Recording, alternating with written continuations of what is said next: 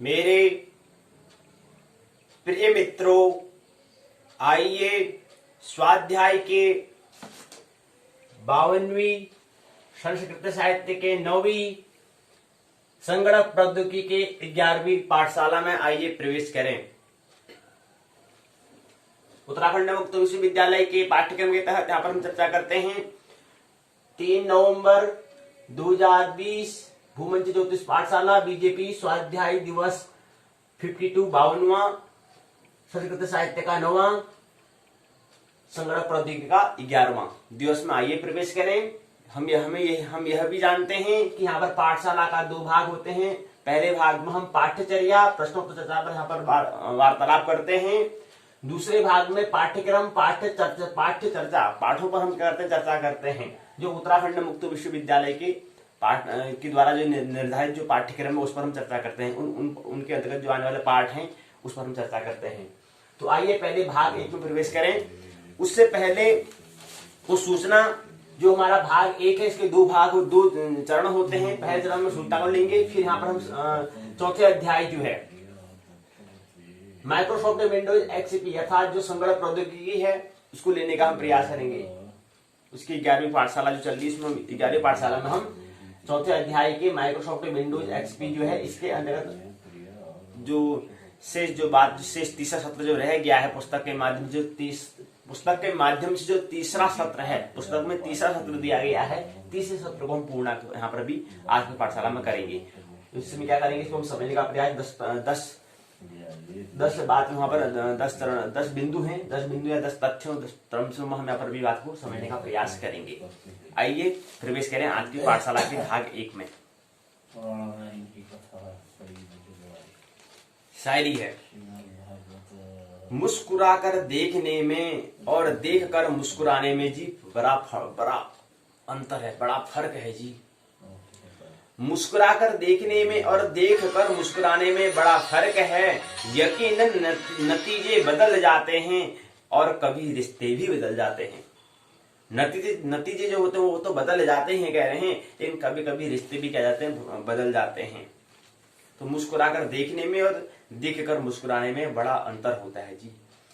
दूसरी बात, खुश रहने का सीधा सा एक ही मंत्र है, उम्मीद अपने आप से रखो किसी और से नहीं। ये बहुत अच्छी बात यहां पर बताई है कि खुश रहने का, क्योंकि हम अपनों के लिए ज्यादा हम दुखी हैं। हम अपने के लिए अगर दुखी होंगे तो हम शांति को प्राप्त कर सकते हैं, लेकिन अपने के लिए नहीं, अपनों के लिए हम ज्यादा दुखी होते हैं। इसलिए यहाँ पर ये बात ठीक आती है कि खुश अगर हमें रहना है, शांति अगर हमें प्राप्त करनी है तो सीधा सा एक ही मंत्र है। इस मंत्र का हमें हमेशा स्मरण जाप करना चाहिए। वो मंत्र है कि उम्मीद अपने आप में रखना है, किसी और में नहीं। अगला है चुटकुला। औरत सीधी हो तो उसे हम गाय कहते हैं, आदमी सीधा हो तो उसको हम गधा कहते हैं। ऐसा भेदभाव क्यों जी, ऐसा भेदभाव क्यों? तो ये चीज है पहली सूचना। दूसरी सूचना है, एक बात को समझना है, कुछ व्यक्ति नदी की तरह होते हैं जिनके पास तुम्हें ताजगी महसूस होती है, जबकि कुछ लोग डबरे की तरह हैं, उनके पास रहने पर ऐसा लगता है कि तुम भी कुंद हुए। आचार्य रजनीश हैं, आध्यात्मिक विचारक हैं। प्रेम जिला उनके कुछ विचार हैं, कुछ कहना चाह रहे हैं आचार्य रजनीश। आइए इसको समझने का विचार करें। वह आध्यात्मिक विचारक हैं, उनकी कुछ बातों को आइए समझने का प्रयास करते हैं।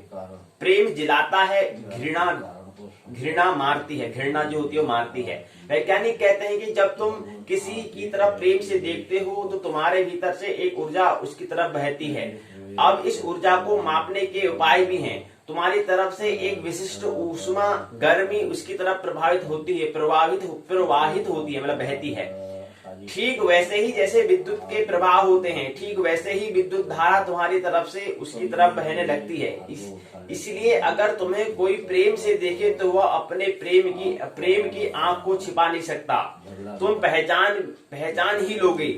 इसी तरह तुम्हें जब कोई घृणा से देखता है तब भी वह छिपा नहीं रह सकता, क्योंकि घृणा के क्षण में भी एक विध्वंसात्मक ऊर्जा छुरी की तरह तुम्हारी तरफ आती है और चुभ जाती है। प्रेम तुम्हें खिला जाता है, घृणा तुम्हें मार जाती है। घृणा में एक जहर है, प्रेम में एक अमृत है। रूस में एक महिला है, उस पर बड़े वैज्ञानिक प्रयोग हुए। वह सिर्फ किसी वस्तु पर ध्यान करके उसे चला देती थी। मेज के ऊपर, टेबल के ऊपर वह 10 फीट की दूरी पर खड़ी है और एक बर्तन रखा है। वो 5 मिनट तक उस पर ध्यान करती रहेगी। उसकी आंखें उस पर एकजुट जम जाएंगी और बर्तन कांपने लगेगा जी। अगर वह कहेगी कि बाएं चलो तो बर्तन बाएं सरकने लगेगा, दाएं चलो तो बर्तन दाएं को सरकने लग जाएगा। इस पर बहुत अध्ययन हुआ कि मामला आखिर है क्या जी। लेकिन एक और आश्चर्य की घटना का पता चली कि अगर वह 5 मिनट तक यह प्रयोग करे तो उसका आधा किलो वजन कम हो जाता है जी। तो ऊर्जा निश्चित ही क्या होती है, प्रवाहित होती है जी। उसने ऊर्जा खोई, उसी ऊर्जा के धक्के से बर्तन सरकने लगा। कुछ व्यक्ति ऐसे होते हैं जिनके पास तुम्हें बहाव मालूम होगा, जैसे तुम किसी नदी की धारा में पड़ गए हो, बह रही है, धारा में पड़ गए हो और वो क्या है, बह रही है। उसके साथ तुम रहोगे तो ताजगी महसूस होती है, उसके साथ तुम रहोगे तो प्रवाह, गति मालूम होगी। फिर कुछ ऐसे लोग भी हैं जो डबरे की तरह होते हैं, उसके बाद तुम रहोगे तो ऐसा लगेगा कि तुम भी कुंद हुए, बंद हुए, कहीं बहाव मालूम नहीं होता, श्रद्धांश सी मालूम होती है, सब रुका रुका होता है। द्वार दरवाजे बंद हैं, नई हवा नहीं है, नई रोशनी नहीं है। तुमने देखा होगा, जाना होगा, खुद को पहुंचाना हुआ। बताने वाले कुछ लोग ऐसे ही ढबरे होते हैं। उनके पास तुम जाकर बैठो, थोड़ी देर तो ठीक, लेकिन 24 घंटे ऐसे व्यक्ति के साथ रहना मुश्किल है और तुम्हारी जान लेने लगेगा। उसके पास तुम न हंस सकोगे जोर से, न मजाक कर सकोगे, न गीत गुनगुना सकोगे। वो खुद भी बंद है, वो तुम्हें भी क्या करेगा, बंद कर देगा। वो खुद अकड़ कर बैठा है, वो तुम्हें भी ऐसा कर देगा। उसने अपने सब द्वार दरवाजे बंद कर दिए हैं, वह कब्र बन गया है, वह तुम्हें भी कब्र बना डालेगा। इसलिए तो लोग ऐसे व्यक्तियों के पैर छूकर भागते हैं।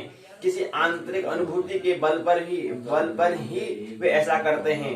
वे उनकी पूजा कर लेते हैं, पर सत्संग नहीं करते, क्योंकि सत्संग क्या है, बड़ा खतरनाक हो सकता है जी। जिन व्यक्तियों के पास प्रभाव मालूम होता है, जिनके पास तुम्हारे जीवन में भी स्फुरण होती है, तुम्हारे भीतर भी कुछ कांपने लगता है, तुम्हारे भीतर भी कुछ डोलने लगता है, गति होने लगती है, उसका केवल इतना सा ही अर्थ है कि वे लोग तुम्हारे भीतर अपने प्राण को डालते हैं। वे तुम्हें कुछ देने को तत्पर होते हैं, वे कंजूस नहीं होते हैं, वो कृपण नहीं होते हैं। और जो तुम्हारे भीतर कुछ डालता है वह तुम्हें भी तत्पर करता है कि तुम भी दो। तुम्हारे भीतर भी प्रतिध्वनि उठती है, संवेदन उठता है जी। तुम्हें कोई प्रेम से देखे तो वह अपने प्रेम की आंख को छिपा नहीं सकता, इसी तरह तुम्हें कोई घृणा से देखे तब भी वह छिपा नहीं सकता, ऐसा आचार्य रजनीश कहते हैं। तो ये बात है, प्रेम जिलाता है, घृणा मारते ही हमने समझने का प्रयास किया। यहीं पर एक वक्तव्य और है जिसे हम विनोबा भावे गांधीवादी विचारक हैं, इनके ये भी कुछ कहना चाह रहे हैं। आइए इसकी बात को समझने का प्रयास करें। उससे पहले सरदार वल्लभ भाई पटेल जी कुछ कहना चाह रहे हैं, पहले उनके विचार को लेते हैं, उसके बाद फिर विनोबा भावे के कुछ विचार लेंगे। सरदार वल्लभ भाई पटेल कुछ कहना चाह रहे हैं, कह रहे हैं यह हर नागरिक की जिम्मेदारी है कि वह यह अनुभव करे कि उसका देश स्वतंत्र और उसकी स्वतंत्रता की रक्षा करना उसका क्या है, कर्तव्य है, दायित्व है। ऐसा क्या करते हैं सरदार वल्लभ भाई पटेल कहते हैं। आइए विनोबा भावे कुछ कहना चाह रहे हैं। जिसे हम जीवन की तैयारी का ज्ञान कहते हैं, उसे जीवन से बिल्कुल अलिप्त रखना चाहते हैं, इसलिए उक्त ज्ञान में मौत की ही तैयारी होती है जी। जीवन की तैयारी का ज्ञान। आज की विचित्र शिक्षा पद्धति के कारण जीवन के दो टुकड़े हो जाते हैं। 15 से 20 वर्ष तक आदमी जीने के झंझट में न पड़कर सिर्फ शिक्षा प्राप्त करे और बाद में शिक्षण को बस्ते में लपेट कर रख मरने तक जिए। यह रीति प्रकृति की योजना के क्या है, विरुद्ध है। हाथ भर लंबाई का बालक 3.5 हाथ का कैसे हो जाता है, यह उसके अथवा औरों के ध्यान में भी नहीं आता। शरीर की वृद्धि रोज होती रहती है। यह नहीं होता कि आज रात को सोए तो 2 फुट के थे और सवेरे उठकर देखा तो 2.5 फुट के हो गए।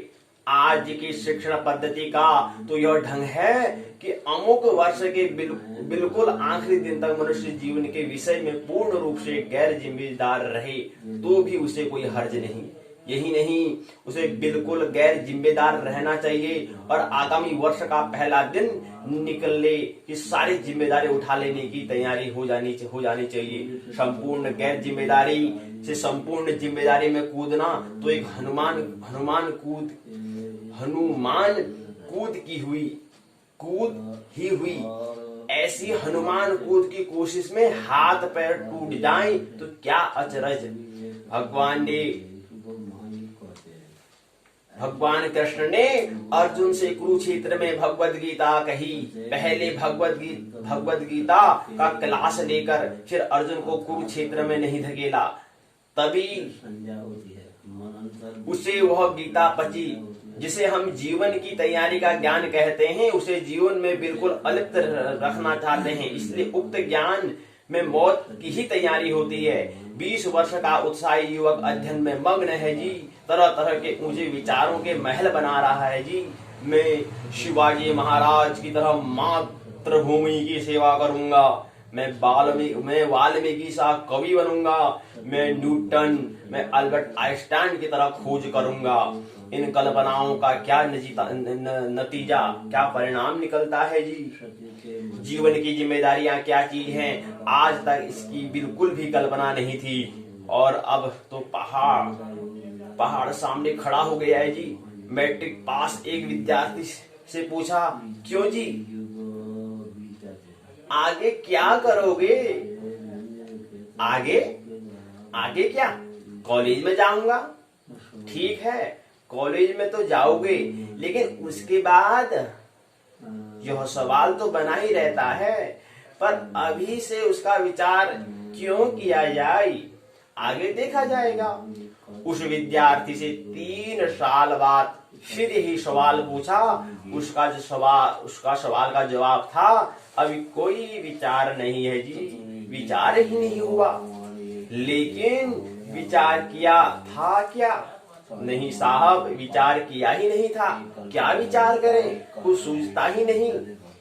पर अभी 1.5 वर्ष बाकी हैं, आगे देखा ही जाएगा जी, आगे देखा जाएगा जी। ये वही शब्द हैं जो 3 साल पहले कहे गए थे, लेकिन पहले की आवाज में बेफिक्री थी, आज की आवाज में थोड़ी चिंता की झलक दिखाई दे रही थी। जिंदगी की जिम्मेदारी कोई नीरी मौत नहीं है। और मौत कौन ऐसी बड़ी मौत है? अनुभव के अभाव से यह सारा हुआ है। जीवन और मरण दोनों आनंद की वस्तु होनी चाहिए। ईश्वर ने जीवन दुखमय नहीं रचा, पर हमें जीवन जीना आना चाहिए। कल्पना की बात नहीं, प्रत्यक्ष देखिए ना, हमारे लिए तो चीज जितनी जरूरी है उसके उतनी ही सुलभता से मिलने का इंतजाम ईश्वर की ओर से है जी। पानी से हवा ज्यादा जरूरी है तो ईश्वर ने हवा को अधिक सुलभ किया। पानी से अन्न की जरूरत कम होने की वजह से पानी की मनिस्तब अन्न प्राप्त करने में अधिक परिश्रम करना पड़ता है। जीवन अगर भयानक वस्तु हो तो बच्चों को उसमें दाखिल मत करो, पर अगर जीने लायक वस्तु हो तो लड़कों को उसमें जरूर दाखिल करो। भगवद गीता जैसे कुरुक्षेत्र में कही, वैसे ही शिक्षा क्या है, जीवन क्षेत्र में दी जा सकती है, दी जानी चाहिए। ईश्वर ने जीवन को दुखमय नहीं रचा, पर हमें जीवन जीना आना चाहिए। भगवद गीता जैसे कुरुक्षेत्र में कही गई, वैसे ही शिक्षा क्या हो, जीवन क्षेत्र में दी जा सकती है, दी जानी चाहिए। तो यहाँ पर एक बात कही थी कि इसका कोई लक्ष्य नहीं था। तो लक्ष्य कैसे बनेगा? लक्ष्य मतलब क्या होता है, जब तक अपने स्वभाव से ही हम अपना परिचय होना नहीं चाहेंगे, ध्यान में, प्रेम में, अब एकांत में बैठना ही नहीं चाहेंगे। क्योंकि कोई भी चाहे वैज्ञानिक कह रहे कि मैं वैज्ञानिक में अल्बर्ट आइंस्टाइन, न्यूटन की तरह बनूंगा, कोई कवि बनूंगा, कलाकार बनूंगा, राष्ट्रपति बनूंगा, इसकी देखा अनुयायी से, इसकी देखा देखी से कुछ होने वाला नहीं है। बने भी गए तब भी कुछ नहीं है, क्योंकि अपने स्वभाव के अनुरूप पहले स्वभाव से परिचित होना महत्वपूर्ण है। आपके अंदर वो पहले जो आपके अंदर जो हुनर कौशल है वही आपको बनना है, नहीं तो देखा देखी में फिर देखा कराएगी, एक्सीडेंटल दुर्घटनात्मक स्थिति कहलाएगी। तो सबसे पहले क्या होना है कि अपने आप स्वरूप को पहचानना है कि मेरा स्वभाव क्या है, मैं वही बनूं। अगर मेरा स्वभाव वैज्ञानिक बनना है तो मैं वैज्ञानिक बनूंगा, फिर उसको कोई नहीं रोक सकता, फिर किसी की हिम्मत नहीं है, किसी की कोई शक्ति ऐसी नहीं है जो उसको उसमें रुकावट व्यवधान करे। लेकिन मेरा स्वभाव तो होना चाहिए ना, पहले ये खोज करनी होती है। इस खोज करने के लिए क्या करना पड़ता है, पहले हमें ध्यान नाभि तल से हृदय तल पर, हृदय तल के मस्तक पर हमें ऐसी यात्रा करनी होती है जी, और एकांत में निवास करना पड़ता है। और क्या कोई भी वैज्ञानिक हो, चाहे कोई भी कवि हो, कोई भी चीज जब एकांत में क्या होता है, परमात्मा का वो अवतरण होता है एकांत में। भीड़ में कभी कोई वैज्ञानिक ने कोई आविष्कार नहीं किया है, इसका हमें स्मरण रहना चाहिए जी। तो ये बात हमें ध्यान रखनी है। एक सूत्र खाई दे रहे हैं, अखंड सौभाग्य और सुख समृद्धि देने वाला है करवा चौथ व्रत। तो इसको भी समझने का प्रयास करें, लेकिन यहाँ पर विस्तार से बात हम नहीं कर पाएंगे। स्त्रियों के अखंड सौभाग्य और सुख समृद्धि देने वाले करवा चौथ का व्रत 4 नवंबर को होगा। पूजन का शुभ मुहूर्त 6:20 के बाद होगा, जबकि स्थानीय समयानुसार चंद्रादि 8:10 पर होगा जी। तो पूजन क्या है, पूजन का शुभ मुहूर्त क्या है, 6:20 के बाद होगा, जबकि स्थानीय समयानुसार चंद्र उदय 8:10 पर होगा जी। ये देखिए, समझ में आएगा। तो शुभ मुहूर्त है और ये उसका चंद्रोदय की हम बात करते हैं। चंद्रोदय, चंद्रधन उदय, चंद्रोदय। पुरुष भी रख सकते हैं व्रत, ये चीज है, तो उसको भी थोड़ा बनाना चाहिए। तो ये खाली हमें सूचना देनी है बस, इसके बाद कुछ विस्तार से बात नहीं करनी है। चलिए आइए, आज की हम पाठशाला के जो हमारा पाठशाला का जो पहला भाग है, उसके जो पहला चरण है वो पूर्ण होता है, सूचना हमने ले ली है। अब आइए हम अपने दूसरे चरण में आइए प्रवेश करें। दूसरा चरण है कि अध्याय 4 माइक्रोसॉफ्ट विंडोज एक्सपी का हम परिचय होने का प्रयास करेंगे। Introduction to Microsoft Windows XP को हम समझने का प्रयास कर रहे हैं। इससे पहले हमने क्या समझने का प्रयास किया, एक बार संक्षिप्त में और समझ लें। पहले दिन हमने समझने का प्रयास किया था सॉफ्टवेयर डाटा। सॉफ्टवेयर डाटा किसे कहते हैं, ऑपरेटिंग सिस्टम का परिचय हमने समझने का प्रयास किया। ऑपरेटिंग सिस्टम का कार्य क्या है, ये हमने समझने का प्रयास पहले दिन की सत्र पहले में किया था। दूसरे सत्र में हमने पुस्तक के हिसाब से हम सत्र की बात कर रहे हैं, तो पुस्तक के हिसाब से पहला सत्र में हमने 3 बातों को समझने का प्रयास किया। उसके बाद कल की बैठक में, कल की पाठशाला में हमने सत्र 2 को समझने का प्रयास किया था। पुस्तक के हिसाब से जो सत्र है उसके हिसाब से विंडोज डेस्कटॉप को हमने समझने का प्रयास किया। उसके अंदर इसके 4 भाग होते हैं, आइकॉन, टास्क बार, बैकग्राउंड, स्किनर बैकग्राउंड, स्क्रीन सेवर, ये हमने समझने का प्रयास किया था। 4 भाग होते हैं, इसको समझने का प्रयास किया। उसके बाद आइकन को व्यवस्थित करना, हमने अरेंजिंग करना आइकन को, ये समझने का प्रयास किया। उसके बाद टास्क बार में परिवर्तन कैसे करते हैं, इसको ये हमने समझने का प्रयास किया था। विंडोज डेस्कटॉप के अंदर हम बात कर रहे थे, डेस्कटॉप के अंदर जो हम बात कर रहे हैं उसके अंदर हम बात कर रहे हैं, तो उसको कैसे हम आइकनों को व्यवस्थित करते हैं और कैसे टास्क बार में परिवर्तन करते हैं, ये हमने समझने का प्रयास किया। फिर कैसे अब हमने कहा टास्क बार क्या होता है, वो बंद होता है, इसको कैसे खोलना है, पहले हमें खोलना आना चाहिए, तो खोलने के लिए हमने कुछ बातें यहाँ पर समझी। उसके बाद फिर अगली बात आई थी बैकग्राउंड को कैसे हमें बदलना है, ये हमने कल की बैठक में समझने का प्रयास किया। इसके बाद फिर स्क्रीन सेवर को कैसे बदलना है, इसको समझने का हमने प्रयास किया। इसके बाद आज के सत्र तीसरे में आइए समझेंगे हम विंडोज के कार्य क्या है, विंडोज में कार्य क्या है, इसको समझने का प्रयास करेंगे। उसके बाद पहला तंत्र रहेगा, दूसरा तथ्य रहेगा विंडोज के विभिन्न भाग क्या है, इसको समझने का प्रयास।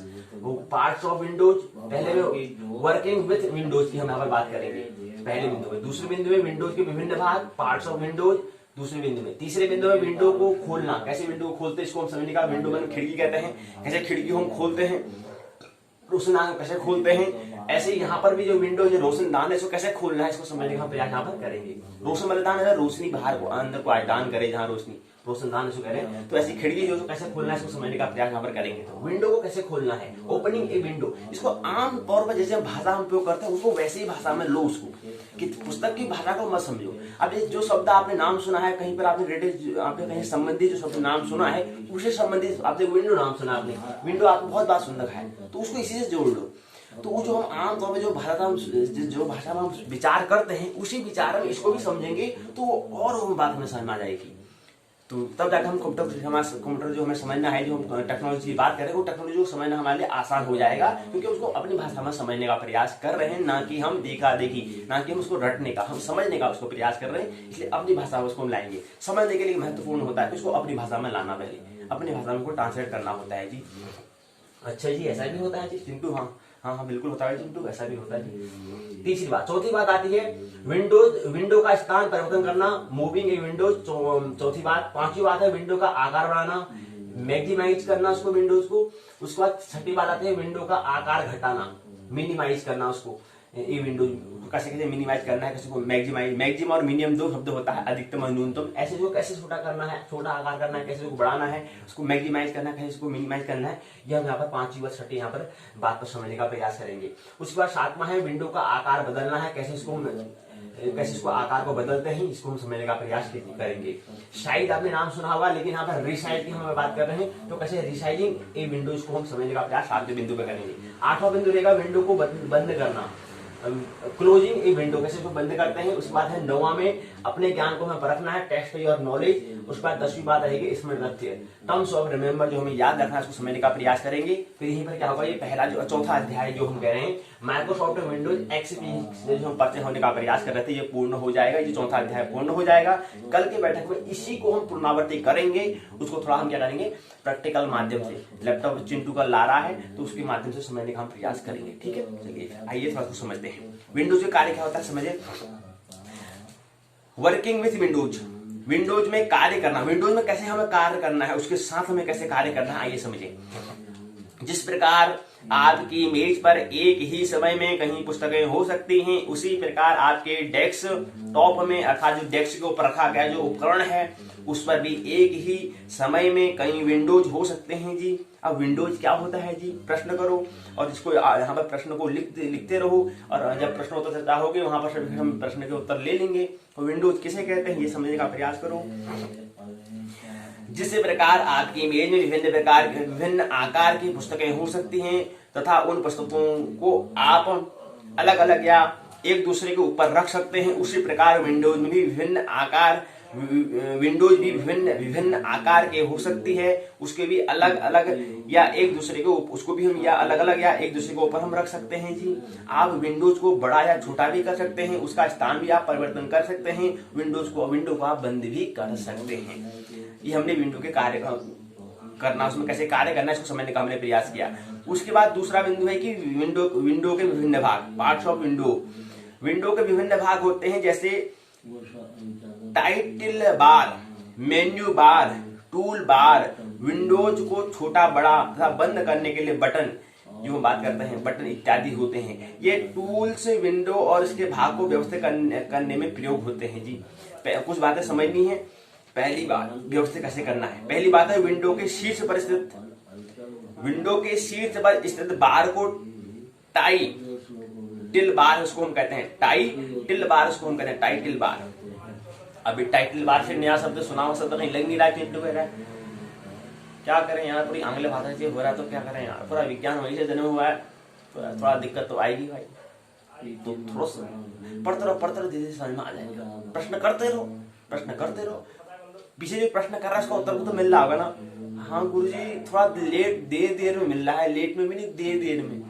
अच्छा लेट क्यों नहीं कहा, अरे लेट थोड़ा अंग्रेजी भाषा है ना, देर में मिल रहा है, मतलब जल्दी नहीं मिल रहा है, देर लेट लगा रहा, जल्दी नहीं मिल रहा। मैं सोचा कि जल्दी मिलना चाहिए, पर देर लगा रहा, जल्दी नहीं मिल रहा है, देर में मिल रहा है वो उसका उत्तर मेरे को। आंसर भी नहीं, उत्तर मिल रहा है मेरे को। अच्छा आंसर नहीं मिल रहा है, उत्तर मिल रहा है। हाँ उत्तर मिल रहा है। अच्छा ठीक।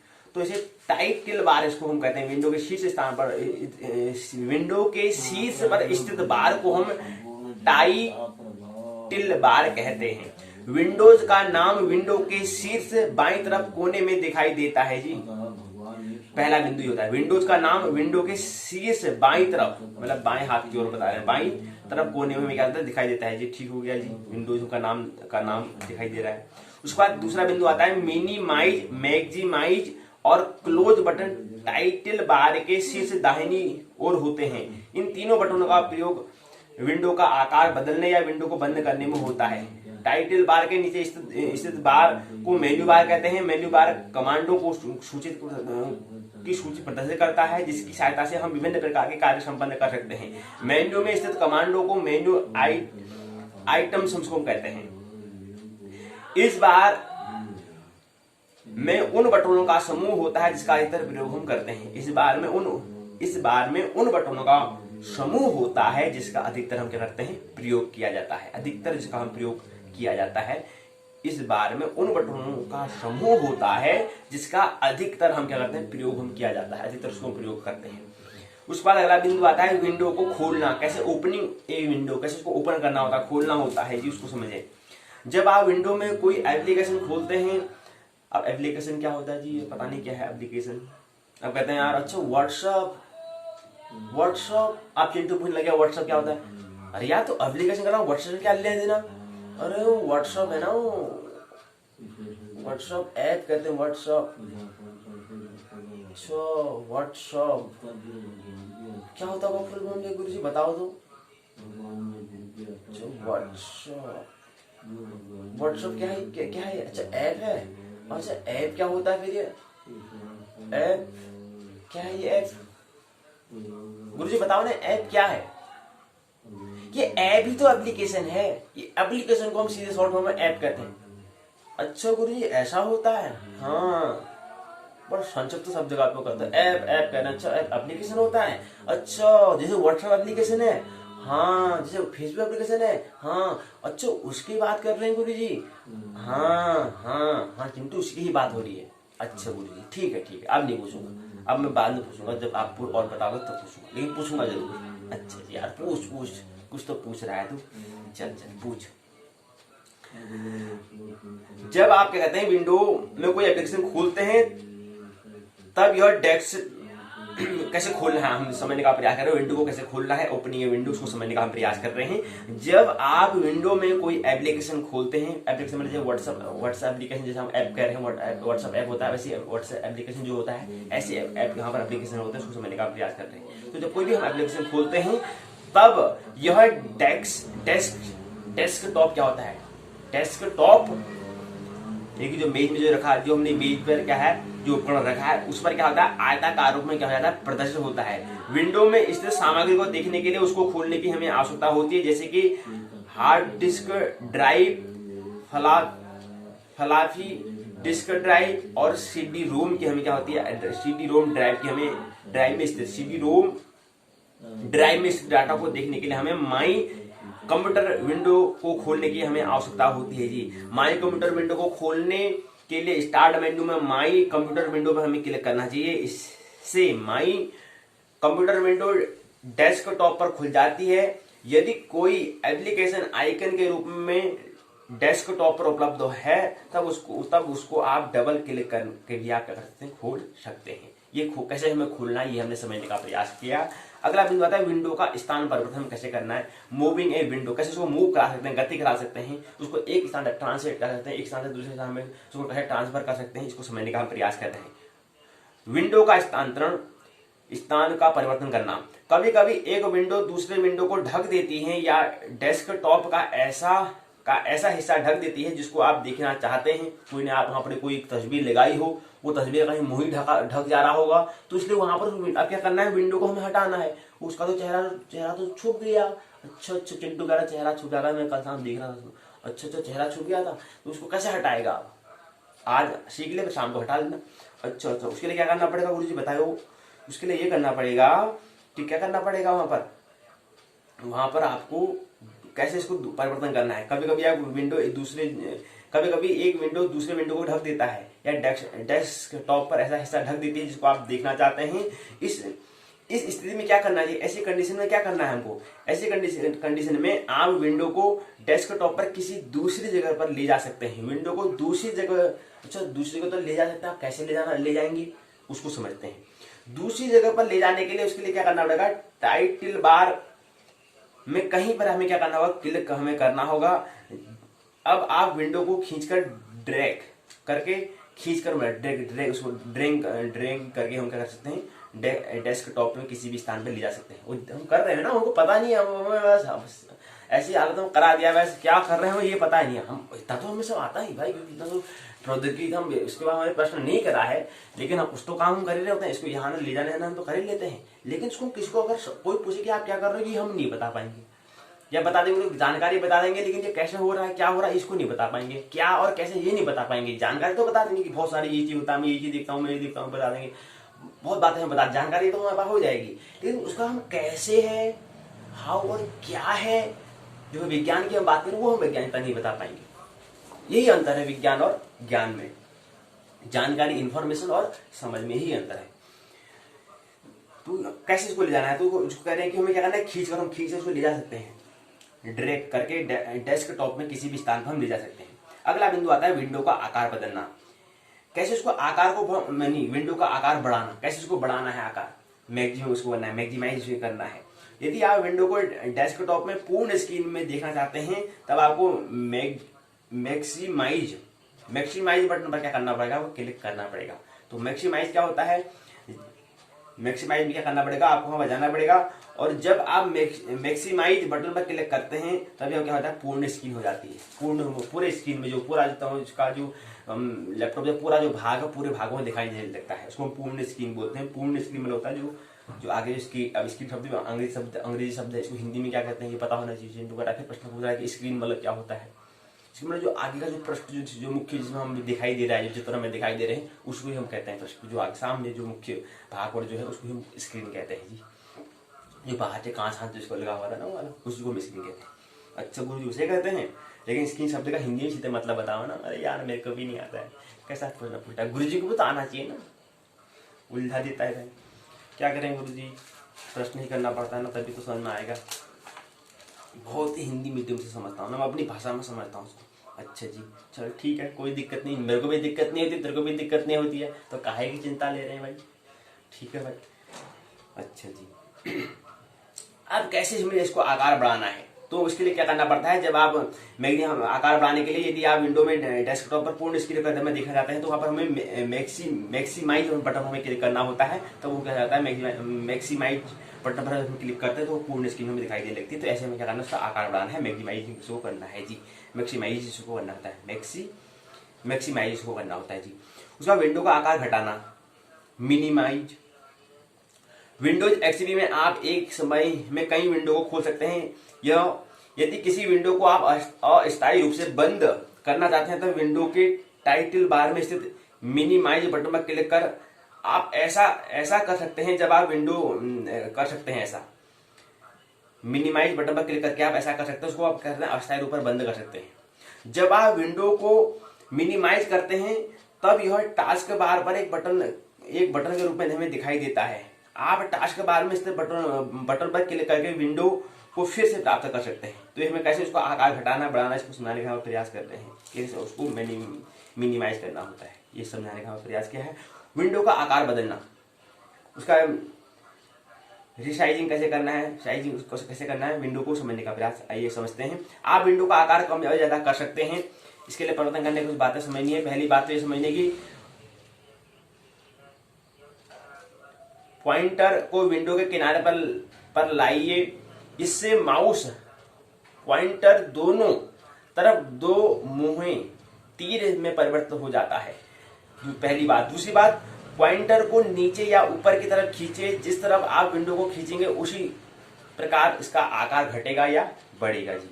कैसे इसको बंद करना है, क्लोजिंग ऑफ विंडो। आप टाइटल बार में से क्लोज बटन पर विंडो को बंद कर सकते हैं। विंडो को पुनः प्राप्त करने के लिए इसे दोबारा क्या करना पड़ेगा, खोलना होगा।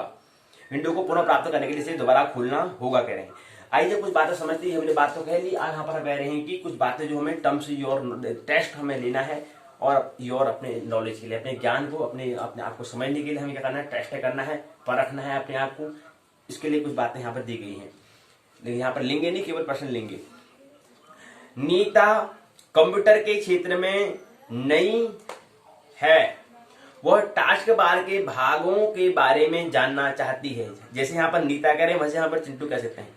चिंटू कंप्यूटर के क्षेत्र में नया है, वह टास्क बार के भागों को जानना चाहता है।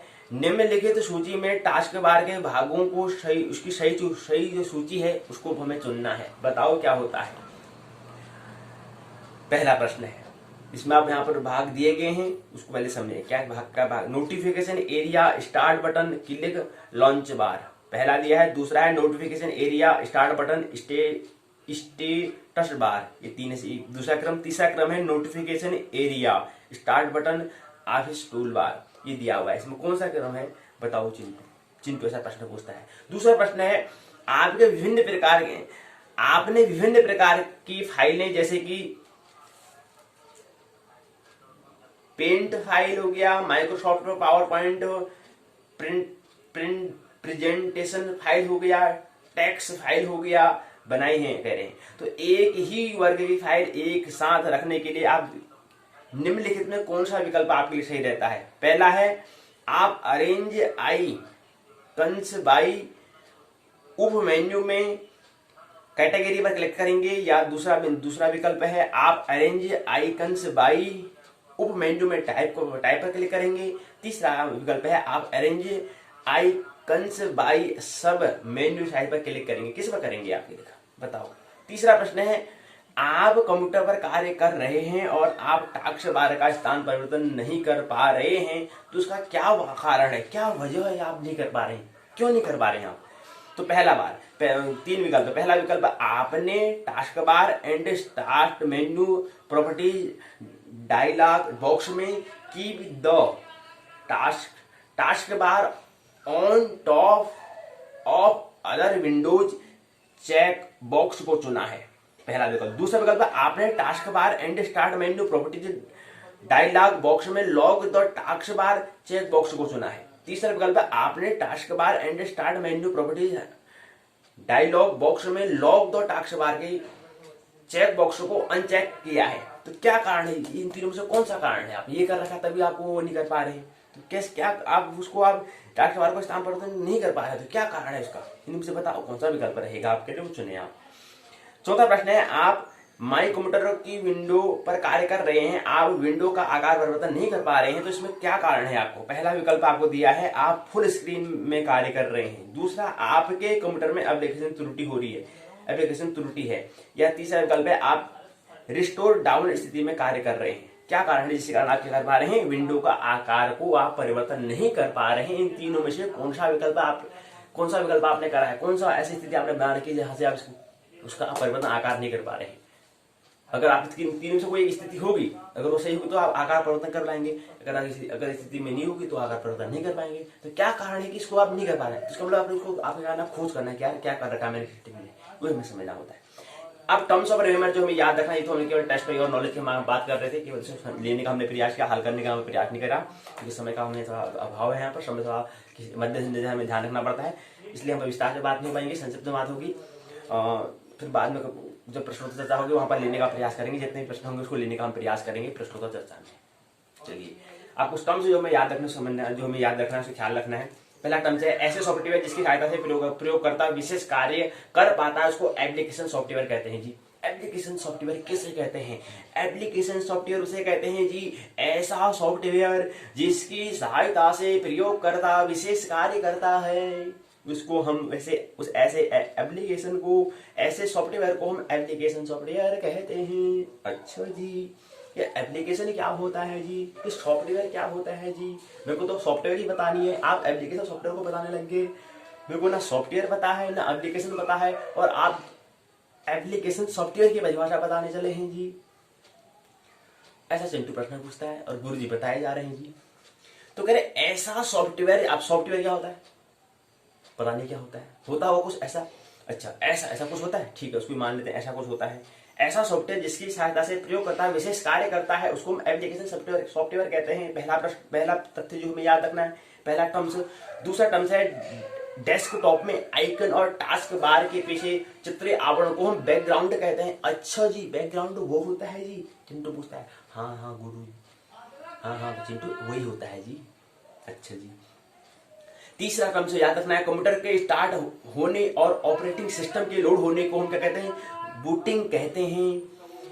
चौथा तथ्य है डेस्कटॉप स्क्रीन का वह भाग होता है जिस पर विंडोज और आइकन हमें दिखाई देते हैं। अच्छा जी, वो होता है जी जी। और पांचवा, निर्देशों के समूह को हम क्या कहते हैं जी? प्रोग्राम कहते हैं। कंप्यूटर से हटाई गई फाइलें कहाँ जमा हो जाती हैं जी? रिसाइकिल बिन में जमा हो जाती हैं। तो यहीं पर क्या है, ये जो सत्र तीसरा है वो पूर्ण होता है। तो ये हमें ख्याल रखना है। और कल की पाठशाला में ये चौथे अध्याय को हम क्या करेंगे, पुनः इसको लेने का प्रयास करेंगे और उसको प्रयोगात्मक के माध्यम से करने का प्रयास। ये 3 सत्र हमने समझे, इन 3 सत्रों को पुनः इसका क्या करेंगे, हम पुनः उसका क्या करेंगे, पुनरावृत्ति करेंगे, रिवीजन करेंगे, पुनः उसका दर्शन करेंगे, तब जाके सार्थकता है। नहीं तो कुछ नहीं, तो खाली तो आगे बढ़ गया कोई फायदा नहीं है। इसमें भी मेमोरी भरना नहीं है, उसको हमें क्या करना, आचरण में अंतस में उसको धारण करना, उसको आना चाहिए, हमें सीखना है, उसको लर्निंग हमें करना है। इसलिए हमें कम समय में कम उसको सीखना है, ठीक है, जो अनुभव में आ जाए ऐसा कुछ हमें करना है। चलिए, तो यहीं पर क्या होता है, जो भूमध्य ज्योतिष पाठशाला का जो पाठशाला है, इसका पहला भाग पाठ्यचर्या प्रश्नोत्तर का पहला सत्र भाग 1 के अंदर जो पहला चरण है, दूसरा चरण पूर्ण होता है। आइए अब हम भाग 2 के पाठ्यक्रम पाठ्यचर्या, आइए उसमें प्रवेश करें। तो इसके अंदर क्या है, संस्कृत साहित्य का 9वां दिन है। उत्तराखंड मुक्त विश्वविद्यालय के पाठ्यक्रम के तहत यहाँ पर बात कर रहे हैं। उत्तराखंड मुक्त विश्वविद्यालय इसको व्यक्त करता है SL 101 नाटक अलंकार छंद खंड। आज दूसरे, कल हमने प्रवेश कर लिया है, आज उसकी दूसरी इकाई को समझने का हम प्रयास करेंगे। कल हमने समझने का प्रयास किया था अलंकार मतलब होता है डिकोरेशन, उसी हम बात कर रहे थे कि डेकोरेट करना, उसको सजावट करना, सजाना जी। जैसे दिवाली में सजाते हैं जी, क्या सजाते हैं घर को, सब पूरी सजावट करते हैं। ऐसे ही क्या करना है, शब्दों से सजावट करना है जी, उसको हम अलंकार कहते हैं। अलंकरोति इति अलंकार, 2 शब्दों से मिलकर बना हुआ था, हमने कहा अलम, और किरी धातु से मिलकर बना था कार। किरी धातु से कार बना है, और कार का मतलब क्या होता है, जो कार चलाते हैं वो कार होता है जी। प्रश्न करो, ये कार और कार दोनों सेम ही शब्द है क्या? अच्छा, कार, चिंटू पूछता है। अच्छा गुरुजी, वही कार की बात हो रही है ये, जो कार में जिसके 4 पैर होते हैं? अच्छा, वही बात हो रही है क्या? वही कार है ये? प्रश्न करो, क्या होगा, क्या उसी की बात हो रही है? तो अलम और प्लस कार, और कार शब्द कैसे बना है, कोई आपसे आप पूछे तो क्री धातु, एक धातु होती है, संस्कृत में धातु कहते हैं। जैसे हम विज्ञान में कहते हैं कि कोई तत्वों से मिलकर बना हुआ होता है, कि किससे मिलकर बना हुआ है, कोई भी पदार्थ बना है, कोई प्रोडक्ट जो किससे बनता है, पदार्थ से मिलकर बनता है, कोई तत्व से मिलकर बना होता है, द्रव्य होता है। इसको हम छोटा, पहले क्या पदार्थ बोल दिया, पदार्थ का छोटा क्या आता है, तत्व आते हैं, एलिमेंट आते हैं। तो ऐसे यहाँ इसका एलिमेंट क्या है, धातु हम कहते हैं। तो यहाँ पर इसका संस्कृत में जो कार कह रहे हैं, तो कार किससे बना, मूल शब्द इसका है किरी धातु। तो किरी धातु से क्या बना है, कार बना है। और कार का मतलब क्या होता है जी, करने वाला। और अलम मन होता है भूषण, तो भूषण करने वाला को हम कहते हैं अलंकार। तो बन जाता है अलंकार, मतलब जो भूषण करने वाला हो, शोभायमान, सुंदरता को दिखाने वाला हो, वो क्या है, अलंकार। तो अलंकरोति इति अलंकार। इसके अंतर्गत हमने समझने का प्रयास चंद्रालोक, और दूसरा हमने कहा था कि शब्द रूपी मन के मनोरंजन के लिए प्रयोग किया जाने वाला, या शब्द रूपी मन का मनोरंजन का जो बात जहां पर करते हैं वो अलंकार होता है।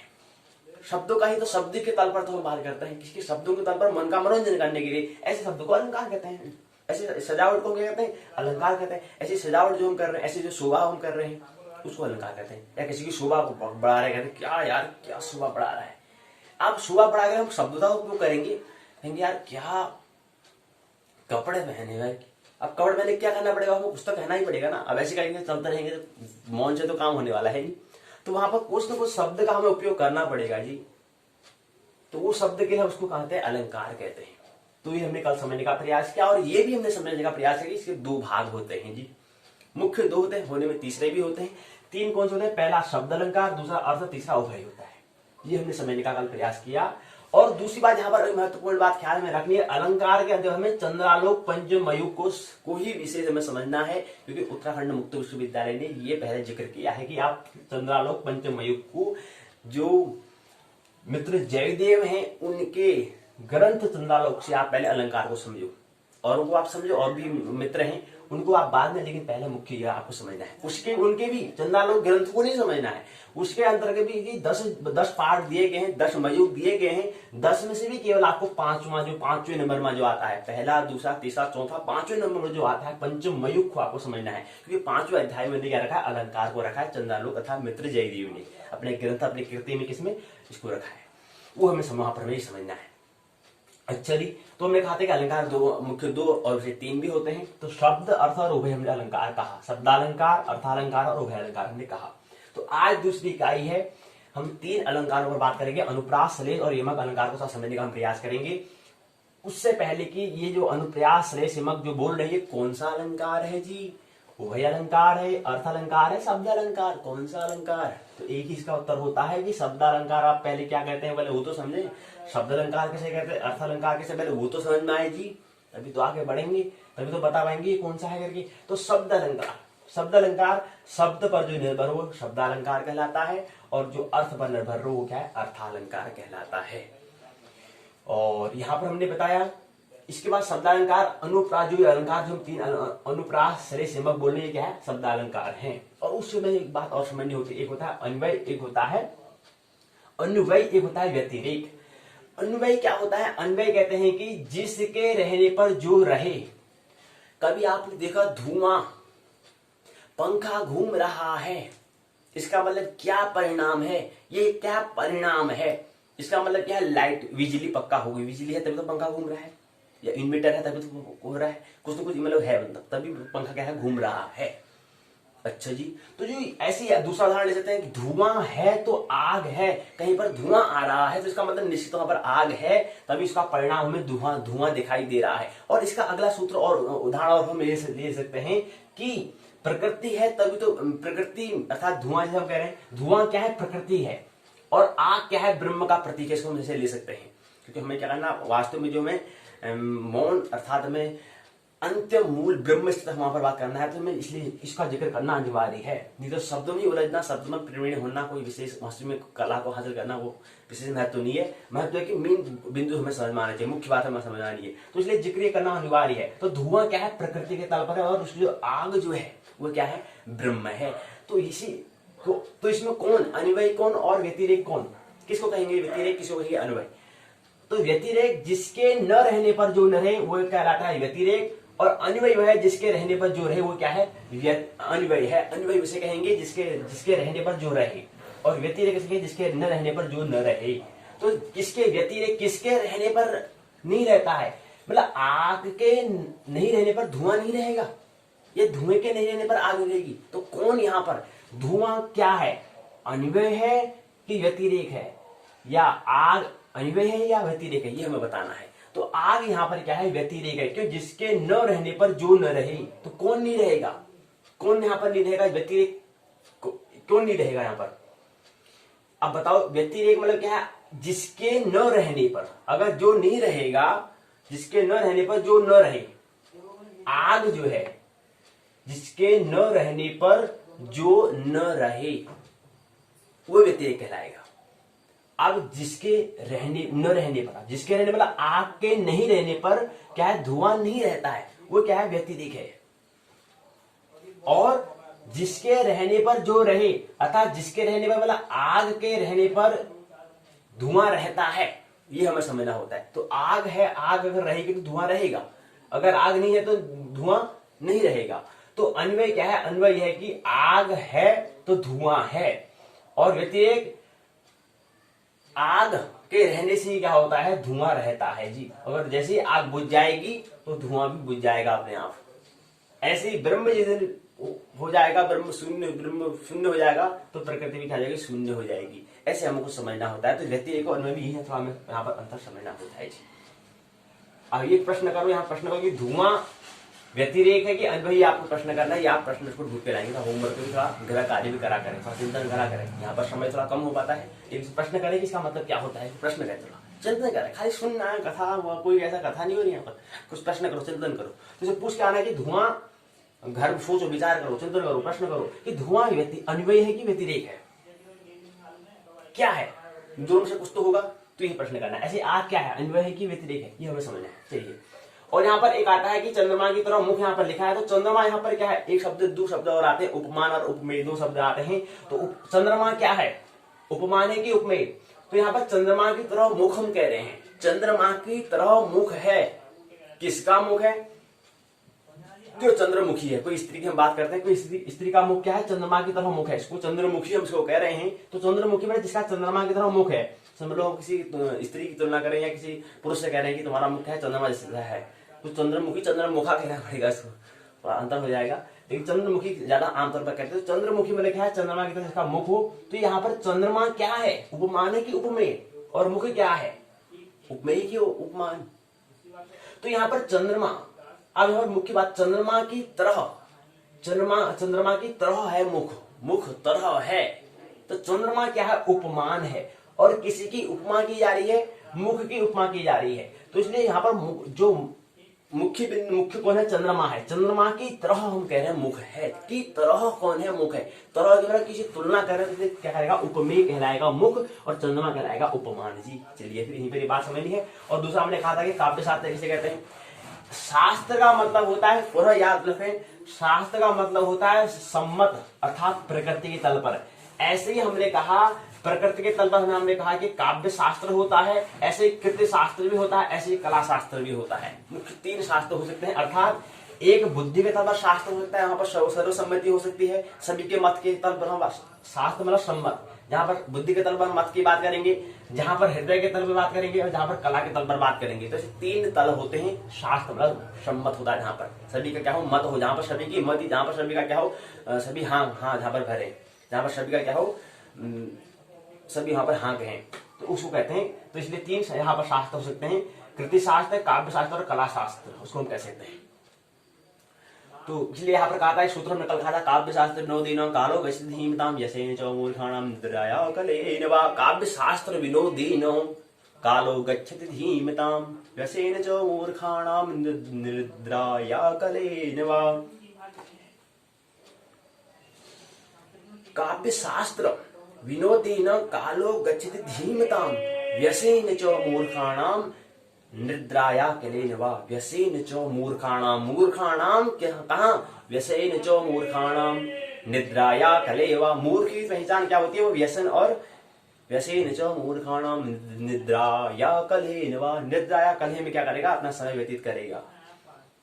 और जो मूर्ख, जो बुद्धिमान होंगे, वो क्या करेंगे, अपने काव्य शास्त्र में व्यतीत करेंगे। सभी गाने में मस्त रहेंगे, संगीत में, कला में, नृत्य में, झूमने में, भजन कीर्तन में इतना अपना समय व्यतीत करते हैं जी। ये क्या है, बुद्धिमान की और ये मूर्खता की पहचान है। उसको हमने पढ़ा था, एक साहित्य संगीत कला विहीन साक्षात पशुहीन तृणम न खादन्न जीवमान तदभागदेयम वनम पशुनाम।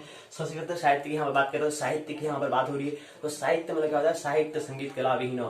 साहित्य और संगीत और कला इसके पास नहीं है, बस साक्षात क्या है, बिना पूंछ बिना सिंह वाला क्या है, पशु ही है जी।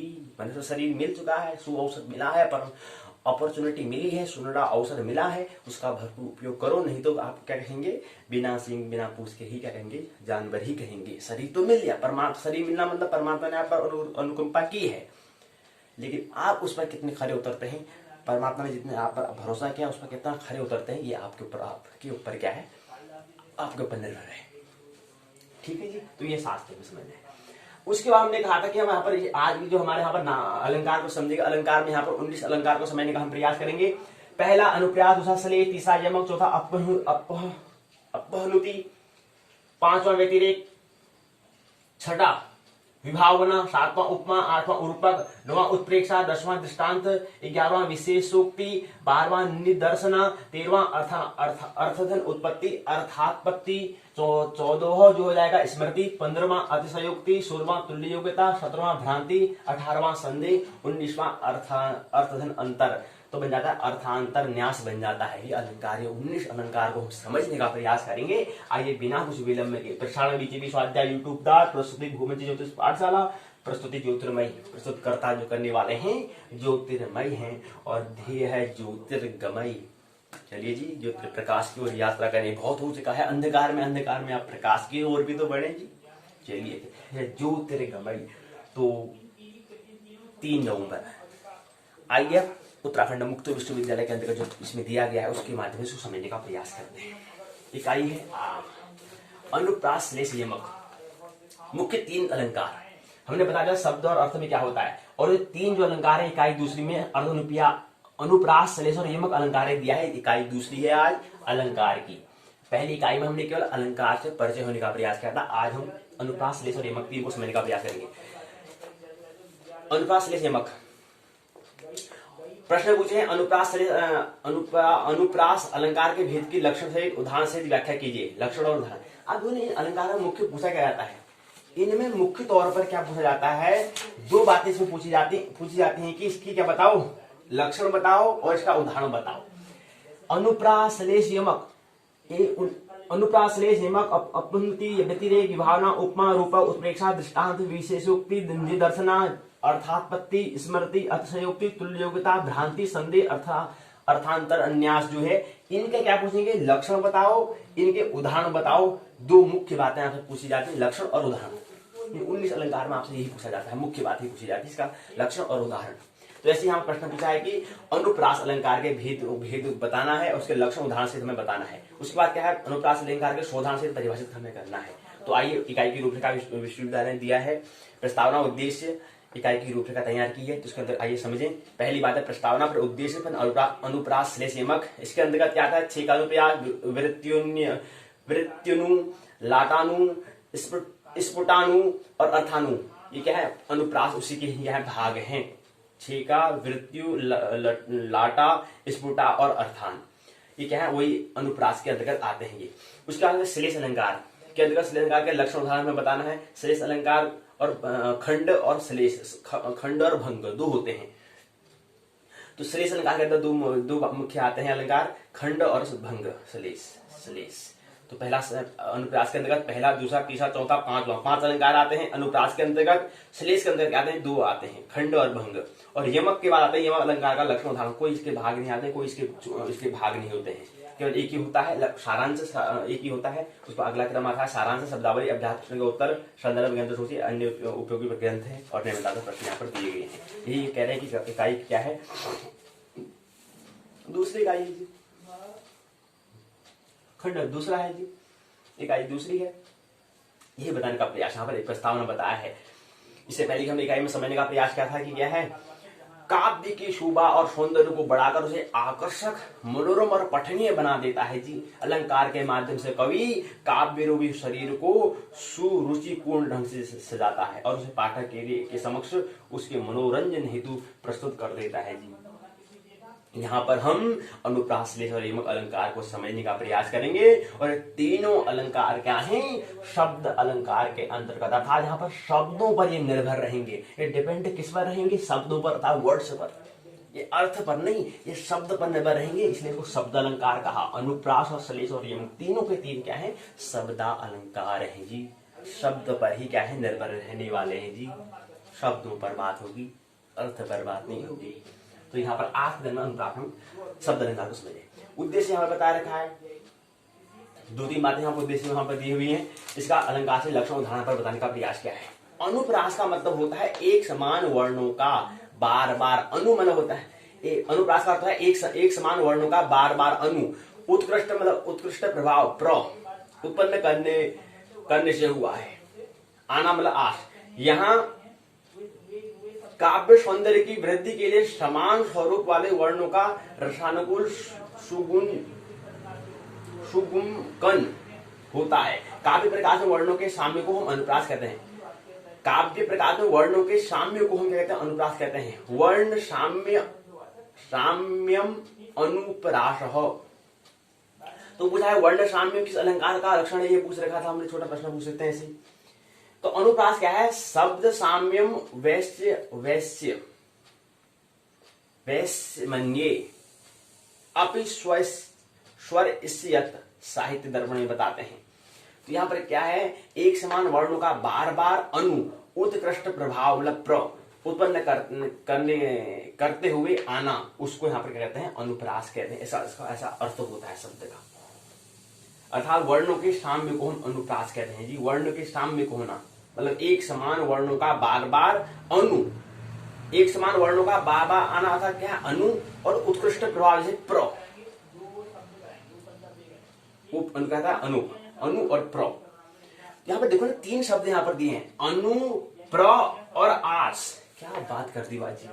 यहाँ पर शब्द जी देखो, अनु, प्र और आस 3 यहाँ पर बात है। अनु, प्र और आस 3 बातें यहाँ पर दी हुई हैं। पहली बात बताई तो अनु का मतलब होता है एक समान वर्णों का बार बार। तो यहाँ पर अनु, प्र और आस से बनता है अनुप्रास बनता है जी। अनुप्रास बनता है। तो यहाँ पर अनु का मतलब होता है कि एक समान वर्णों का बार बार, और यहाँ पर प्र का मतलब होता है उत्कृष्ट प्रभाव उत्पन्न करते हुए, और उत्कृष्ट प्रभाव उच्च प्रभाव जमाना, मतलब प्रभाव करने वाला, प्रभाव डालने वाला। उसका आता है कि आस का मतलब है उत्पन्न करते हुए आना। आस का मतलब होता है आना। तो क्या बन जाता है? अनुप्रास का पूरा अगर अर्थ करें तो उसका बन जाता है एक समान वर्णों का बार बार। अनु के अंतर्गत आ गया है उत्कृष्ट प्रभाव, प्र के अंतर्गत आ गया है उत्पन्न करते हुए आना, आश के अंतर्गत आ गया है। तो बन जाता है कि एक समान वर्णों का बार बार उत्कृष्ट प्रभाव उत्पन्न करते हुए आना, वही क्या है? अनुप्रास है जी। और वैसे काव्य प्रकार में वर्णों के साम्य को ही हम अनुप्रास कहते हैं। ये बताने का प्रयास यहाँ पर किया है। ये यहाँ पर इसके अंदर हमने बताया कि जो 5 भाग दिए हैं, तो पहला 6 का अनुप्रास है, उसको बताने का प्रयास यहाँ पर किया गया है। इसी के अंतर्गत फिर क्या है? वृत्तन्युप्रास है, लाटानुप्रास है। इसके अंतर्गत अगला क्या है? स्फुटानुप्रास हो गया, अर्थानुप्रास हो गया। ये 5 क्या है इसके अंतर्गत आते हैं जी। ये बात हमें ख्याल रखनी है। और यहीं पर क्या है? प्रश्न भी पूछते हैं कुछ। अब विस्तार से बात तो कर नहीं पाएंगे जी, यहाँ पर समय हुआ तो बात कर लेंगे, क्योंकि समय का थोड़ा यहाँ पर टाइम का थोड़ा यहाँ पर लिमिटेशन सीमा है, इसलिए यहाँ पर विस्तार से बात नहीं हो पाएगी। प्रथम सत्र में ऐसी प्रथम जो स्टार्ट प्रथम वर्ष है, द्वितीय वर्ष में थोड़ा विस्तार से बात करने का प्रयास करेंगे। रिक्त पूर्ति यहाँ पर करनी। छेकानुप्रास में छेक का मतलब होता है रिक्त स्थान, यहाँ पर दिया है। विदंग जड़ क्या होता है? दूसरा है वृत्तन्युप्रास, रिक्त स्थान और प्रयास के अंतर्गत आता है वर्णगत या शब्दगत। लाटानुप्रास में अनुप्रास की आवृत्ति होती है संपूर्ण पद में या वर्ण में। प्रश्न को उत्तर देने। स्फटानुप्रास की परिभाषा लिखें। अर्थानुप्रास कहाँ होता है? उपमान किसे कहते हैं, ये बताने का। उसके अंदर श्लेष अलंकार आता है, जो हमने बताया था कि अनुप्रास के अंदर 5 भाग हमें समझने का प्रयास आता है। श्लेष दूसरा, श्लेष शब्द श्लेष धातु में अघ्यो प्रत्यय से बनता है। अब प्रत्यय क्या होते हैं, धातु क्या होते हैं, इसको कभी आराम से व्याकरण में जब हमें समय मिलेगा, कभी पिछली आने वाले पाठशाला में बात करेंगे, जहाँ पर व्याकरण को हम समझेंगे, वहां पर धातु क्या होता है, प्रत्यय क्या होता है, उसको समझने का प्रयास करें, तभी समझ में आने वाला है। अभी थोड़ा बहुत हमारे प्रश्न कर लें, ताकि वहां पर हमें उसको थोड़ा तैयारी रहे, इसलिए प्रश्न कर दें, लेकिन वहां पर प्रश्न का उत्तर बाद में समझने का प्रयास करेंगे। यहाँ पर धातु कहता है कि श्लेष शब्द जो बना वो श्लेष धातु से में घ्यो प्रत्यय करने से बनता है। श्लेष का होता है चिपकना। श्लेष का मतलब होता है चिपकना। जब दो भिन्न भिन्न अर्थ एक ही शब्द या वाक्यांश से चिपके रहते हैं, वहां श्लेष अलंकार होता है। श्लेष को शब्द अलंकार के अंतर्गत रखा जाता है, अर्थ अलंकार के अंतर्गत। इस संबंध में काव्य साहित्य में इसको श्लेष को हम कहाँ रखे, थोड़ा इसमें असमंजस में है, कोई यहाँ रखता है, कोई वहां रखता है। ये समझने का प्रयास। श्लेष अलंकार, अब प्रश्न पूछा श्लेष अलंकार को परिभाषित कीजिए, पहला प्रश्न पूछा है। दूसरा प्रश्न पूछा है श्लेष अलंकार को लक्षण और उदाहरण से स्पष्ट कीजिए, ये प्रश्न पूछा गया है। श्लेष अलंकार को परिभाषित करते हुए उदाहरण से परिभाषित कीजिए। हमने कहा उसका लक्षण पूछता है, उसका लक्षण और उसका उदाहरण पूछता है, या कोई परिभाषा पूछ लेगा, बहुत छोटा प्रश्न परिभाषा पूछ लेगा, बड़े प्रश्न में लक्षण उदाहरण पूछेगा, दो चीज पूछता है। ये श्लेष अलंकार को कहते हैं। इसके अंतर्गत हमने बताया दो चीज यहाँ पर होती हैं, खंड श्लेष और भंग श्लेष, दो यहाँ पर होते हैं। एक खंड श्लेष भंग श्लेष क्या होता है उसका विस्तार से बात करेंगे, यहाँ पर अभी कर नहीं पाएंगे। अर्थ श्लेष तीन यहाँ पर होते हैं जी, खंड भंग और अर्थ, तीन श्लेष यहाँ पर होते हैं, तीन भाग इसके होते हैं। तीन भाग किसके होते हैं? श्लेष के होते हैं। और अर्थ अनुप्रास के होते 5 होते हैं, और इस श्लेष के 3 यहाँ पर होते हैं, खंड भंग और अर्थ। ये हमें समझने का बताने का प्रयास। प्रश्न पूछे गए हैं। प्रश्न है श्लेष का अर्थ, श्लेष शब्द का अर्थ है अर्थ श्लेष अर्थालंकार और अर्थ श्लेष अर्थालंकार है कि शब्द अलंकार। खंड श्लेष के उदाहरण में वाणी शब्द कौन कौन से अर्थ रखते हैं? सत्य और सत्य में बताना। श्लेष उभय अलंकार है, सत्य सही बात है गलत बात है। भंग श्लेष पदों को भंग करने से अर्थ निकलता है, ये सही बात है गलत बात है। और अजर अमरता, अज रामरता, अजर अमरता, अज रामरता खंड श्लेष का उदाहरण है। सत्य सही बताओ, सही गलत, सही बात है गलत बात है। इसी क्रम में अर्थ आता है। अगला अलंकार, तीसरा अलंकार है यमक। यमक अलंकार प्रसिद्ध शब्दकारों में परिणित है। अनेक वर्णों के समूह की आवृत्ति को ही यमक कहते हैं। अनेक वर्णों के समूह की आवृत्ति को हम यमक अलंकार कहते हैं। ये यहाँ पर लक्षण प्रश्न पूछा है, लक्षण उदाहरण से बताइए। बड़ा प्रश्न पूछेगा, छोटा में परिभाषा बताओ कहेगा, तो बड़े प्रश्न में लक्षण उदाहरण बताओ कहेगा। दो मुख्य पूछने का ढंग यही रहेगा इनका, ये बताने का प्रयास यहाँ पर किया गया है। अगला प्रश्न पूछे गए हैं कि प्रथमा ध्यो माधुर्य वचसो विदु, इस पंक्ति में कौन सा अलंकार है? यमक अलंकार में किसकी आवृत्ति होती है? अगला पूछा है अनुप्रास और यमक का अंतर एक पंक्ति में होता है। सही है, सत्य सत्य बताना है, चिन्ह लगाना है उसमें। यमक में विभिन्न अर्थ शब्दों की आवृत्ति होती है, सही बात है गलत बात है? सही है तो सही, गलत है तो गलत। यमक अलंकार में वर्ण समूह का क्रम नियत नहीं होता है, सही है गलत बताओ। यमक अलंकार में आवृत्ति वर्ण समूह सर्वथा सार्थक होती है, सही गलत बताना है हमें। अब हमारे सारांश बात को समझ लेते हैं, फिर अपनी बात को बूढ़े हम कर देते हैं।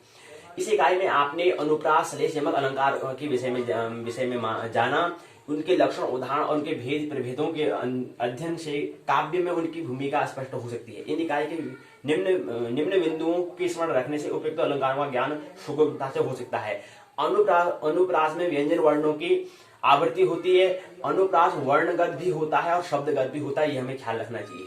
छेक अनुप्रास में स्वर व्यंजन वर्णों की केवल एक बार पुनरावृत्ति होती है। छेक शब्द का मतलब होता है विदग्न।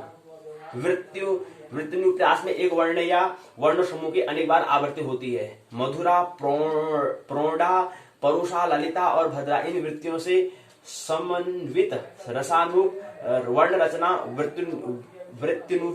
वृत्तिनुप्रास अलंकार कहलाती है। वृत्तिधन अनुप्रास अलंकार कहलाती है, मतलब उसके भाग है। दूसरा अगला आता है लटानुप्रास में भिन्न अर्थ वाली पुनरावृत्ति होती है। एक ही शब्द 2 बार आता है, किंतु अपने मूल अर्थों का परित्याग किए बिना सर्वदा नवीन विशेष अर्थों की प्रतीति होती है। स्फुटानुप्रास में वर्णों की आवृत्ति 2 तरह से होती है। संपूर्ण पद्य में आदि से अंत तक वर्णों की आवृत्ति तथा श्रवण के अंत तक समान वर्णों की आवृत्ति पुनरावृत्ति होती है। अर्थानुप्रास में उपमेय और उपमान में वर्णों का साम्य अर्थात पुनरावृत्ति होती है। जहां एक ही शब्द या वाक्यांश से 2 या 2 से अधिक भिन्न अर्थ चिपके रहते हैं, वहां श्लेष अलंकार होता है। खंड श्लेष भंग श्लेष और भंग श्लेष शब्दालंकार के अंतर्गत आएंगे, जबकि अर्थ श्लेष अर्थालंकार के अंतर्गत आते हैं। अर्थ श्लेष अर्थालंकार के अंतर्गत खंड श्लेष में एक पद से 2 अर्थ प्रकट होते हैं, वे भिन्न भिन्न रूप से 2 वाक्यों में अंचित होते हैं। भंग श्लेष में पद भंग होकर 2 अर्थों को व्यक्त करता है। अर्थ श्लेष में एक अर्थ का अनेक अर्थों में संबंध होता है जी। यमक अलंकार में अनेक वर्णों के समूह भिन्न अर्थों का बोध कराते हैं। यमक में वर्णों की आवृत्ति नियत स्थान पर ही नहीं होती। यमक में वर्णों की आवृत्ति नियत स्थान पर ही होती है। आवृत्ति वर्ण समूह सार्थक या निरर्थक दोनों हो सकते हैं। शब्दावली है। छेक का अर्थ होता है चतुर अर्थात विदग्धों द्वारा प्रयुक्त होने के कारण इसको छेकानुप्रास या छेका पद्धति हम उसको कहते हैं। चतुर, वैसे मतलब छेक का मतलब होता है चतुर से बनता है। लाट का मतलब होता है प्राचीन देश विशेष गुजरात को लाट प्रदेश हम कहते थे। शब्दगत मतलब जो अलंकार शब्दों पर आश्रित होते हैं उसको शब्दगत कहते हैं। शब्दगत होने के कारण अभिप्राय यह है कि शब्द के हटते ही अलंकार भी क्या हो जाता है, नष्ट हो जाता है। अभ्यास के प्रश्न उत्तर यहाँ पे दिए गए हैं। प्रश्न का उत्तर जो पहले पूछे गए, पहले अभ्यास के उसके उत्तर यहाँ पर दिए हैं, अभ्यास के दूसरे उत्तर यहाँ पर दिए गए हैं, ऐसे तीसरा अभ्यास का प्रश्न का उत्तर यहाँ पर दिए गए हैं। इसी क्रम में यहाँ पर क्या होता है, संदर्भ ग्रंथ सूची लिखा है, फिर अन्य उपयोगी ग्रंथ यहाँ पर बता रखा है, जहां से इसको और भी आप अच्छे से तैयार कर सकते हैं। तो यहाँ पर ग्रंथ सूची दी गई है और यहाँ पर संबंध ग्रंथ और उपयोगी पाठ्य सामग्री यहाँ पर दी गई है, वहां से इसको और अपना क्या सकते हैं, अच्छा इसको अलंकार को अच्छे से तैयार आप कर सकते हैं, उसके लिए यहाँ पर बात की गई है। उसके बाद निबंधात्मक प्रश्न पूछा है, 3 प्रश्न पूछे बड़े। अनुप्रास अलंकार के विभिन्न भेदों की लक्षण उदाहरण व्याख्या कीजिए। दूसरा है श्लेष अलंकार के कितने भेद हैं, सभी भेदों को उदाहरण व्याख्या कीजिए। यमक अलंकार की परिभाषा देते उदाहरण से विश्लेषण कीजिए। अनुप्रास अलंकार के विभिन्न भेदों की, अनुप्रास अलंकार किसे कहते हैं, उत्तर देने से पहले अलंकार किसे कहते हैं ये समझ में आना चाहिए। उसके बाद फिर अनुप्रास अलंकार क्या होता है ये बताना चाहिए। नहीं, अलंकार क्या है उसको बताएंगे, अलंकार के कितने प्रकार होते हैं वो बताएंगे। 2 होते हैं, शब्द अर्थ और उभय। उभय थोड़ा लेते हैं लेकिन नहीं के बराबर होता है, फिर भी ले लेते हैं। तो 3 भाग होते हैं मुख्य, वैसे आमतौर पर 2 ही होते हैं, लेकिन इसको तीसरी गिनती भी हम कर लेते हैं। 3 होते हैं कह सकते हैं। उसका भी बताना पड़ेगा कि अब हम लोग पूछा है कि अनुप्रास श्लेष और यमक की हम बात कर रहे हैं, तो कहेंगे कि यह शब्द अलंकार के अंतर्गत आते हैं 3 अलंकार, तो यहाँ पर उसकी बात हम कर देंगे। उसके बाद कहेंगे कि अनुप्रास अलंकार के अंतर्गत 5 अलंकार आते हैं, उसको हमें बता देना है और उनकी क्या करना है, लक्षण और उदाहरण बताना होता है। यहीं पर इसका प्रश्न का क्या हो जाएगा, प्रश्न यहाँ पर पूर्ण हो जाएगा। लक्षण और उदाहरण उसको बता देंगे। एक श्लोक होगा, ऐसा श्लोक है जयदेव जो हम कह रहे हैं चंदालोक पंचमयूख कह रहे हैं, यहाँ पर ये विशेषता है कि इनके श्लोक में ही क्या होता है, उसका उदाहरण भी मिल जाता है और उसका क्या होता है, उसका उदाहरण और उसके लक्षण भी उसमें मिल जाता है। इसलिए जयदेव चंदालोक जो उनका ग्रंथ है जयदेव का, इसलिए विश्वविद्यालय ने इस चंदालोक पंचमयूख चंदालोक ग्रंथ को ही रखा, उसका ही पंचमयूख तथा 5वें अध्याय में जो नाटक के बारे में बताया है उसको रखा। क्यों, क्योंकि इनके श्लोक जो है उसी श्लोक में, उनका श्लोक में आपको क्या लक्षण भी मिल जाएगा और उदाहरण भी मिल जाता है, इसलिए इसको यहाँ पर रखा गया है। ये इसलिए यहाँ पर रखा। तो और भी आचार्य हैं और भी ऋषि हैं, उनका आचार्य उनको नहीं रखा, उनका मतलब ऐसा नहीं है, लेकिन इनमें ये विशेषता है कि इन श्लोक में आपको लक्षण उदाहरण दोनों मिल जाता है। तो हमें बताना कि 5 के लक्षण बताएंगे, 5 की तरह हमें क्या बताना पड़ेगा, 5 श्लोक कर देंगे तो अर्थ क्या हो जाएगा, हमारा अनुप्रास हमारा अलंकार तैयार हो जाएगा। ऐसे ही श्लेष में हमारे 3 होते हैं, भंग 3 जो अलंकार हम जो कह रहे हैं वो 3 को यहाँ पर हमें बताना होगा। 3 बातों हम बता देंगे, पहला आप श्लेष अलंकार कैसे करते हैं, ऊपर हम अलंकार बता दिया, श्लेष अलंकार कहेंगे, श्लेष अलंकार कैसे करते हैं वो बता देंगे, श्लेष अलंकार कहेंगे शब्द अलंकार के अंतर्गत आता है। उसके बाद 3 भाग में बता देंगे, बस उसको हम बता देना। उसका भी क्या करेंगे, यहीं से ले लेंगे, श्लोक को यहीं से ले लेंगे, उसके अंदर आपको लक्षण भी मिल जाएगा और उदाहरण भी मिल जाएगा। तो यहीं पर क्या जाएगा, श्लेष अलंकार पूरा हो जाएगा। फिर आता है यमक अलंकार के परिभाषा देना है, तो यमक के लिए क्या करना है, हमको यमक का भी बताना है और यमक का कोई भाग नहीं होते, तो यमक अलंकार परिभाषा बता देनी है और उसको उदाहरण से क्या कहते हैं विश्लेषण करना बस। और यहाँ पर श्लोक में हमारा क्या होगा, उस सूत्र में हमारा क्या होगा, हमारा लक्षण उदाहरण मिल जाता है। और मुख्य प्रश्न पूछने का तरीका ये होता है कि लक्षण और उदाहरण बताओ और परिभाषा बताओ, 3 बातें ऐसी पूछी जाती हैं। और यहीं पर क्या होता है, आज की इकाई जो है पूर्ण होती है। अगली इकाई में हम 3 अलग अलंकार और देखेंगे, अपर होती व्यतिरेक और विभावना को देखने का हम प्रयास कल की बैठक में करेंगे। बातों को मानना नहीं है, जानना है, आनंद महोत्सव पूर्वक जीवन जीना है जी, और कुछ नहीं। अशो वैशो कैसे रास्ता है, मेरी बातों को प्रेम पूर्वक शांति पूर्वक सुना, बहुत बहुत अनुग्रहित हूँ। अंत में सबके भीतर बैठे हुए परमात्मा को प्रणाम करता हूँ, मेरा प्रणाम स्वीकार करें।